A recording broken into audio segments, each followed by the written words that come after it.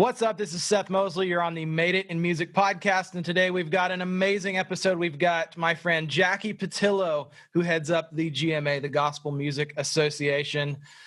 Such a good episode. You guys are going to want to stick around all the way to the end. But before I introduce Jackie and before we dive in, quick announcement.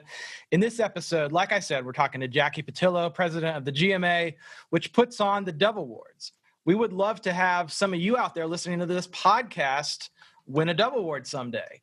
And we'll actually be talking about how that works in our deep dive today. So in order for you to have a chance at an award like that, you definitely have to become a professional in the music industry first. And we've got a step-by-step guide that'll show you exactly how to do that. It's called the Music Industry Baby Step Plan.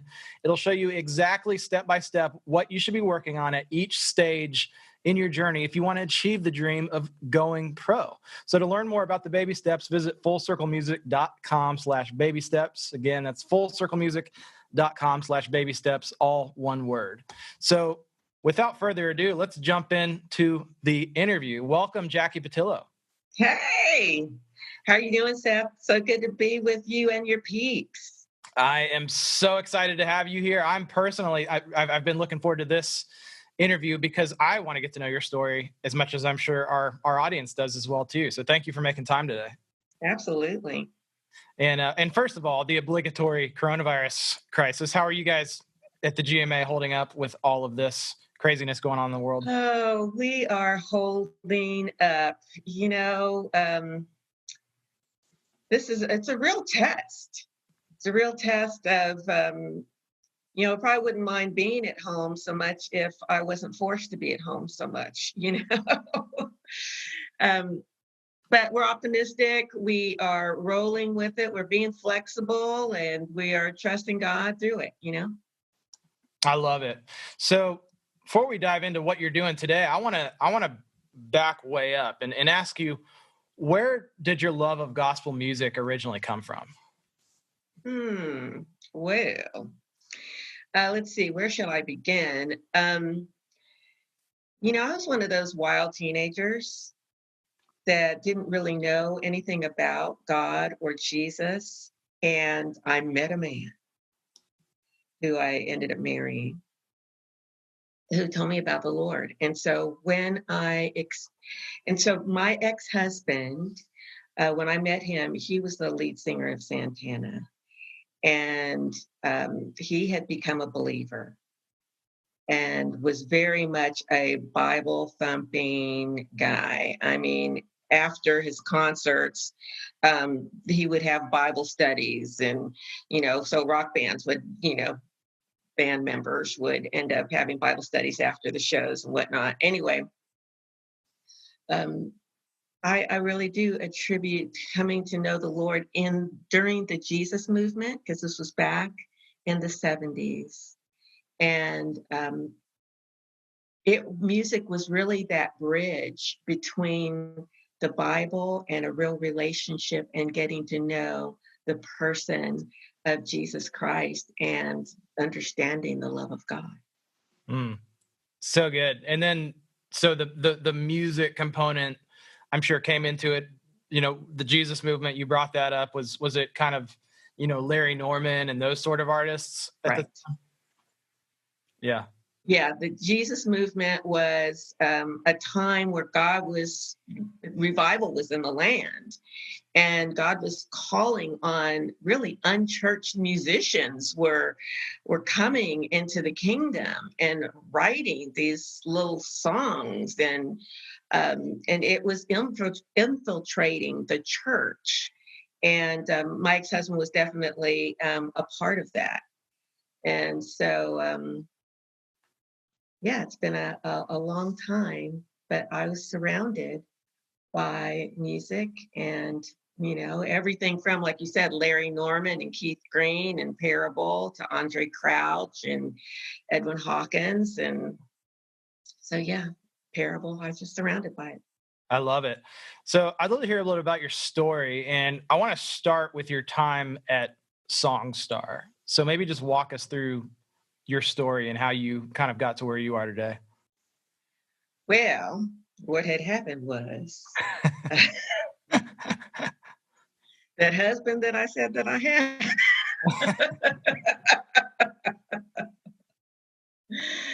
Oh gosh, I have two beautiful children and a real taste for fine cars because of him. Um, but even more so than that, I had been pretty much production manager. We had the home artist business, so to speak. So I traveled the world and doing shows and spreading the gospel through music. And so when I was faced with divorce, my kids were 3 and 7, didn't know what I was going to do. I was married at 19. I was 33 at the time, so I'd never lived on my own. My kids wanted to eat 3 times a day. It's like, what in the world was I going to do? And I clearly heard the Lord say, go to Nashville. I'm going to continue to use you in Christian music. And I was like, oh my gosh. I put a fleece out because I wanted to be sure it wasn't something that I ate and that this really was the Lord.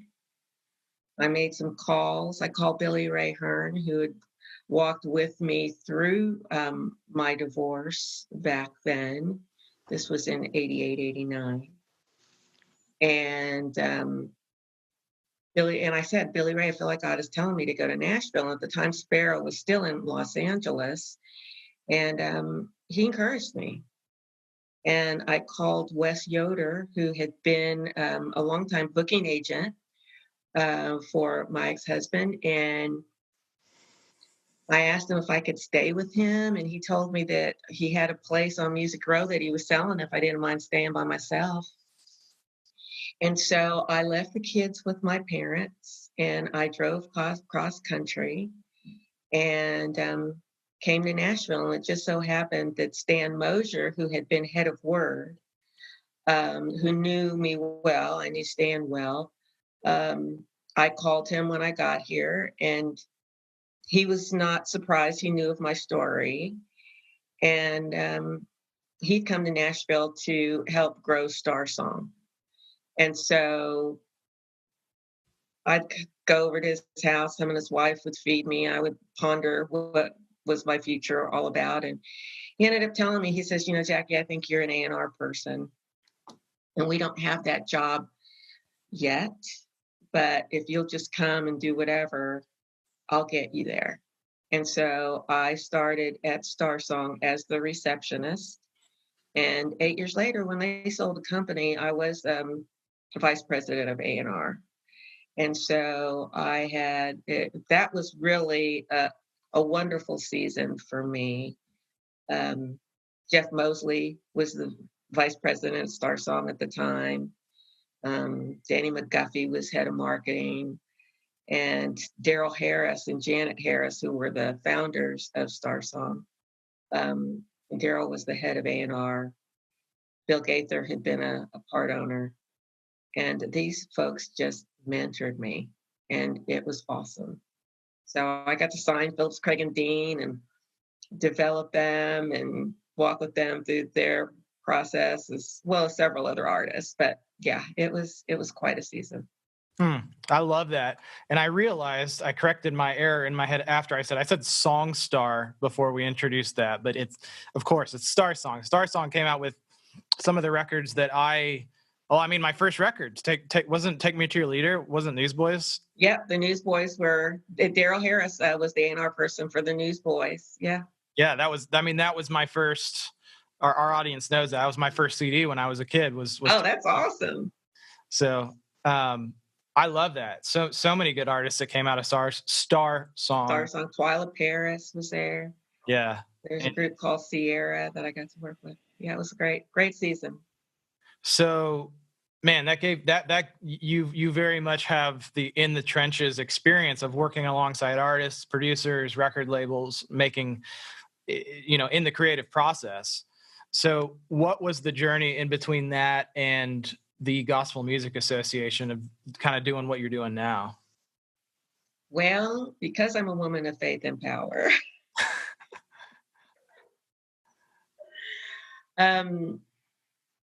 Let's see. They sold Star Song, And Jeff Mosley went to the Benson company. And so he brought me on at Benson as A&R. And we signed Natalie Grant and did her first records there.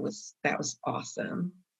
And got to introduce her to Bernie. And it was just a really sweet time. I worked with Russ Taff and did a record with Russ. I just love Russ and Tori to this day. And then the road kind of turned there, and I ended up at, I'd always wanted to do gospel. I did gospel a bit when I was at Star Song. I was able to do gospel music distribution there and align with a lot of greats from the gospel world, like John P. Key. We marketed his record. We did a distribution deal with Ty Scott. But I went from Benson to Integrity, and I got to head up Integrity Gospel. Integrity wanted to expand their gospel division. And so I moved to Mobile, Alabama.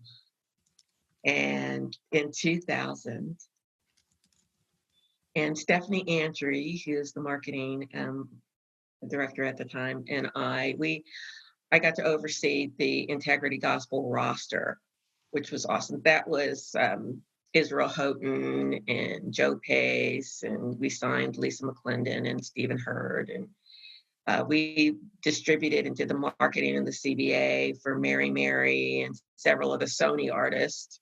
And so that was quite a season, and I loved the job, but I did not like living in Mobile.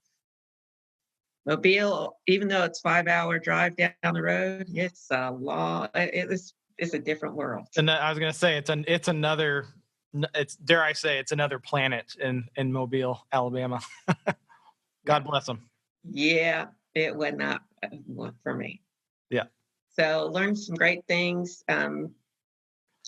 And prayed my way out of there. And that's when God opened the door for me to go to Verity, which is the gospel division of Sony Records. And so I was the vice president of A&R and artist development at Verity 2005 to 2010. And then they moved me back here to Nashville before I was downsized. And I was off for quite a few months consulting, and I was doing some stuff with the GMA. I'd been on the GMA board for quite some time, but that's way different. And at the time, Mitch Soleric was the chairman of the GMA, and he said, Jackie, why aren't you applying for this executive director job? Because the GMA had been without an executive director for a couple of years. The board was running it. Ed Leonard was doing a lot of sacrificial work running the GMA, and they felt like it was time to have an executive director. And so they put out a call, and Mitch said, Jackie, why aren't you applying? I'm like, I'm not applying because I've never been the executive director of a nonprofit organization. I don't know anything about that. Fair enough. That's a good thing to say. Also what I would have said. Exactly. Yeah. And through a series of events, the GMA was in a very difficult time back in 2010, 11.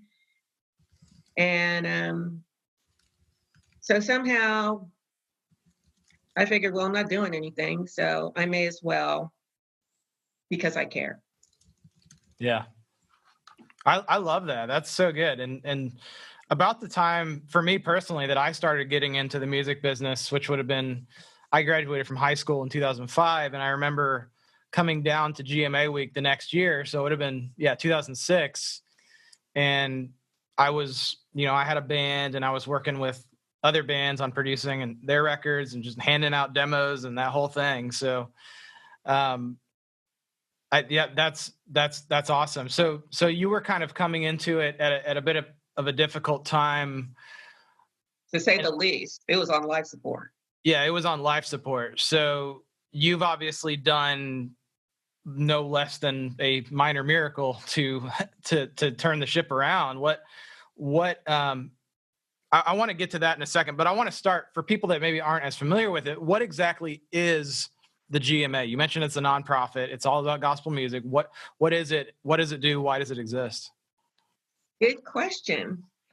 The Gospel Music Association is a trade organization that represents all of Christian and gospel music. We are an umbrella for all styles of music. Gospel music, bear in mind, is the only music that is identified by its message and not by a genre. So you can be under this Christian gospel music umbrella and be a hip hop artist, or, Latin artist, or Southern gospel, or, we are not defined by our style, but by our message, by our calling. And so based on that, and because we are a trade association, we are a voice on behalf of all of God's creative people. And so when I say that we're a voice, I mean that through a form of advocacy. When there's a bill on Capitol Hill that pertains to the creative community, the Gospel Music Association lends its voice as a representative of all of you, like we just did with the Music Modernization Act that was passed last year. We also, our mission statement is that we are here to expose, promote, and celebrate the gospel through music. And we do that in a 3-phase approach, past, present, future. And we induct 4 people into the Gospel Music Hall of Fame every year. And we honor 4 people from within our community for their philanthropy at our GMA Honors event. GMA Honors allows us to shine a light on our history and the rich legacy that we have. Immerse used to be Jesus in the Music in the Rockies, is our education arm. And we'll talk more about some of the education, the future of GMA and our education endeavors with the new GMA Academy that's coming up. But education is a big part of what we do too. We want to teach the next generation of Christian and gospel artists and business people. I love it. It's a great mission. Actually, that's probably the best explanation I've ever heard of it. So I'm glad we dove into that. And then, the present is the Dove Awards. I like to call our current artists modern day Christian soldiers. Our artists who are on the front lines, traveling the highways and byways, impacting culture with the good news of the gospel. Basically, that's what we're doing at the Dove Awards. It looks and it is fanfare, and it's a celebration, and it's a concert. But it's also a televised show. The mainstream world, they may not understand a lot of what we do, but they understand award show. They understand celebration. And so the Dove Award platform is at one time a year where all of us can come together on one stage and shine our light bright for the world to see. And I'm very proud of the unity that we're able to bring to our community that one time a year. And that the media and the press can come out and they can see us come together. The Bible says to let your light so shine before men so that they can see your good works and glorify the Father in heaven. And that's what happens at the Dove Awards. So. I love it. Well, you've done an amazing job with all of the, I mean, I go to the Dove Awards every year, and it's a big highlight for us and our team. Well, that's because you've gotten a few. Haven't we given you a few Dove Awards? We've got a few. I've got them behind. They're situated somewhere behind my webcam, so you can't really see them right now. But well, you'll have to show the people your Dove Award. Yeah, exactly. It's we'll take a picture and add it in the show notes for this one. Well, I've got an amazing team. We are a very small association when it comes to staff. Justin Fratt and Alexandra Moholowski. We are a small but mighty team. We've got several part-time people that work with us that are able to pull off the amazing things that we do. But I'm very proud of Justin, and we couldn't do it without this strong little team of ours. Yeah.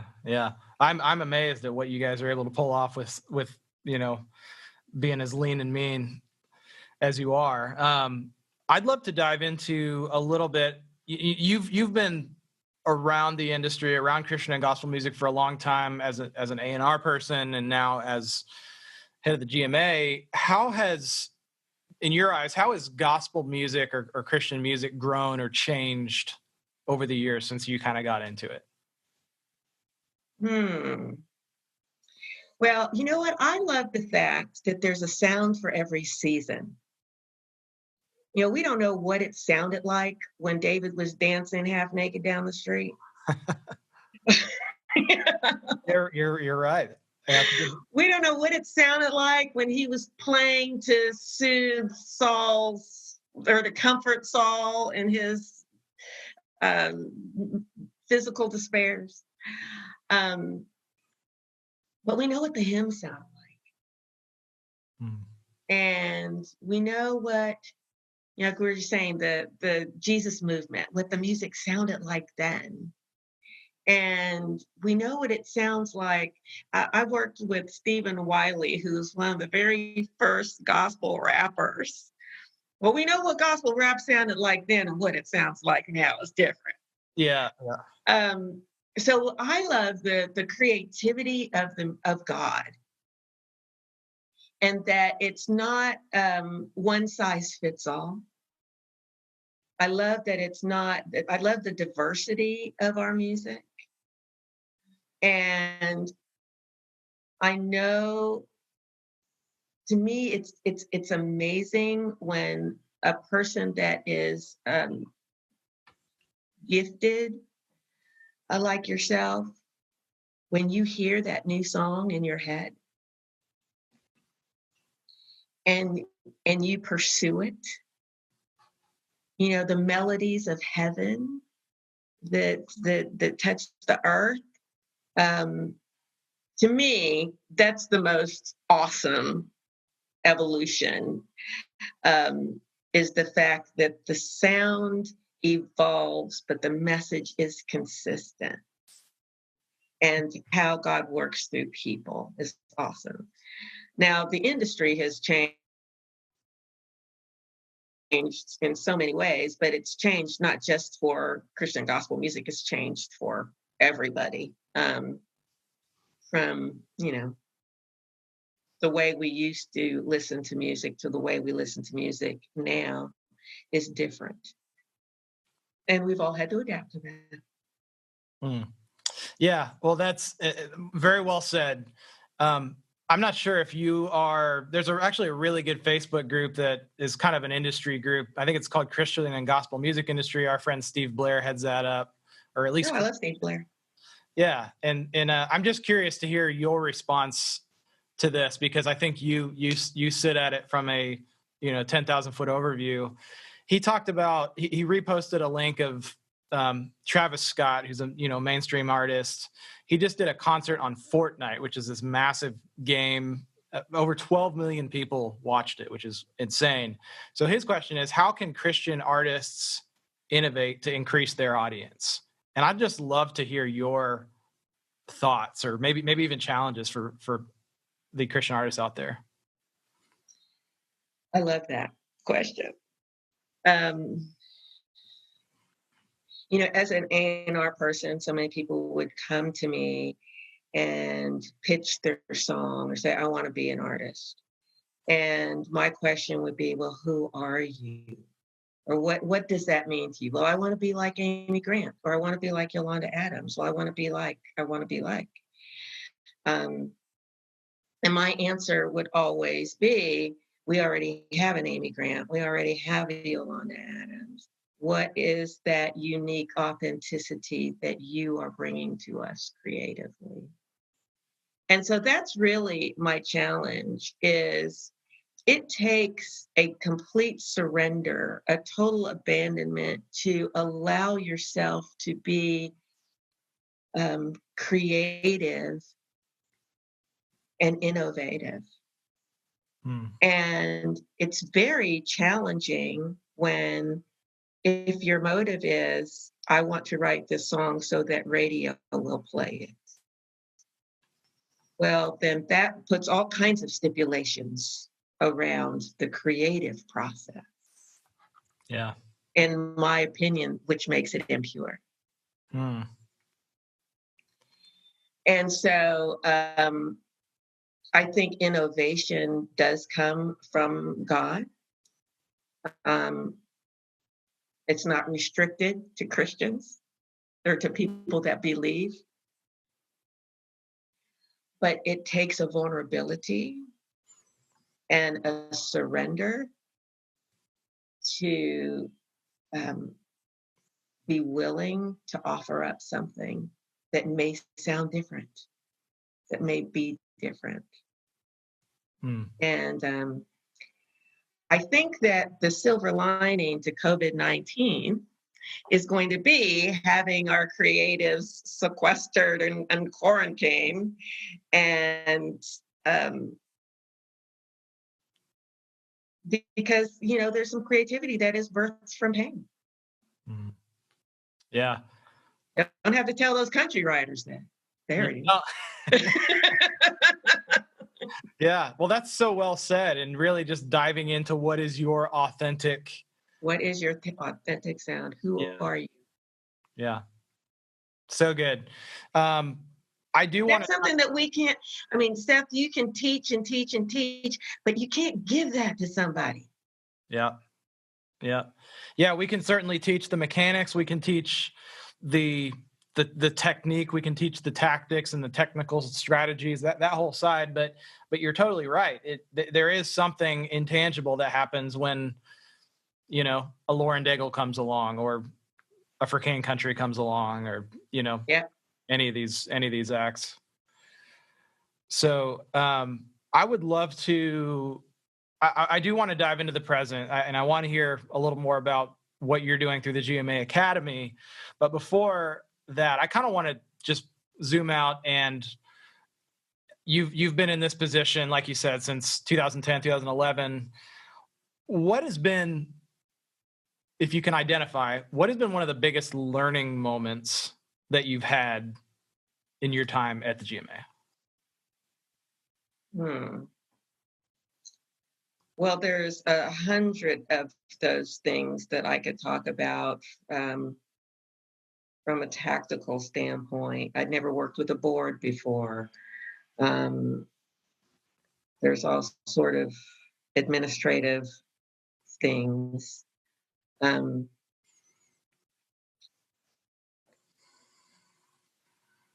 I think one of the things that I'm most challenged by and also determined is the need to unify our community.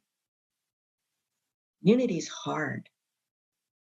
We all go to our corners on Sunday morning, which is great because that is a part of us being authentic, is going to where we feel comfortable, or to what fits us and suits us the best. But I think that there is a great need, and the GMA is primely positioned for us to come together and talk about the things that we do have in common, to learn from each other, and to respect each other. People say that you fear what you don't understand. We need to understand each other so that we can be champions of one another, because as we move out, whatever this season that we're in ends up birthing, I think that it will be important for us to be a united front more than ever. One of our themes at the Devil Awards one year is Better Together. Yeah. And I feel very strongly that we are better together. It doesn't matter if you believe in, dunking or splashing in baptism. It doesn't matter. But one of Jesus' last words was that they would be one as he and the Father are one. And we see how polarizing politics is. We as the body of Christ need to be able to lay down some of our arms and move into the future as one. And I'd like to see the Levites doing that. I'd like to see us leading the charge with the music. I love that. Very, very well said.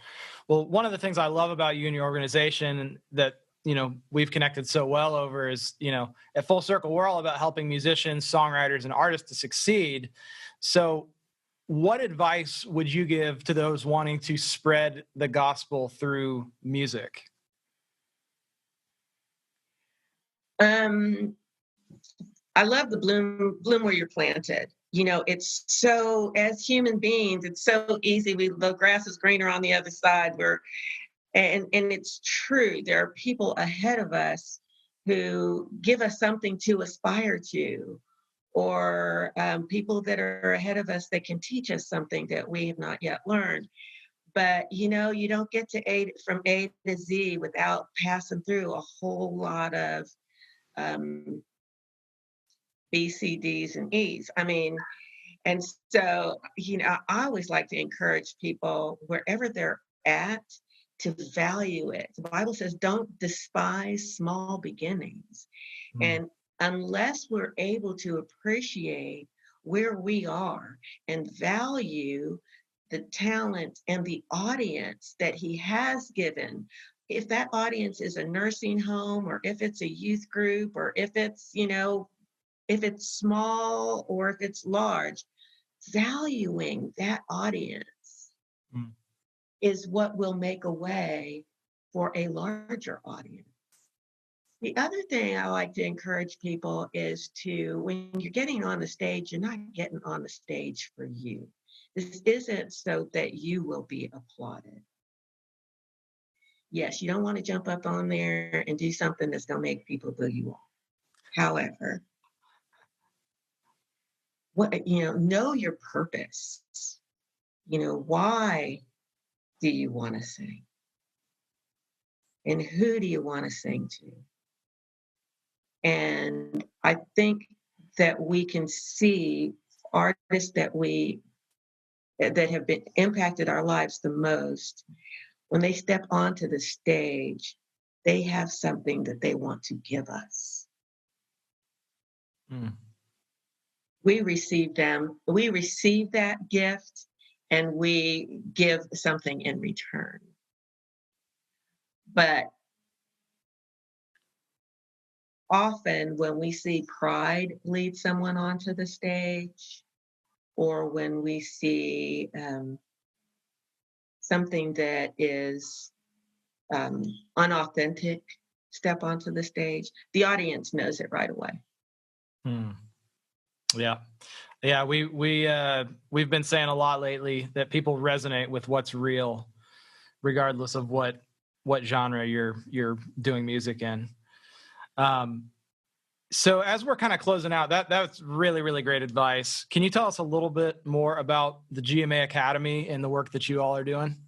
Yes, we're very excited.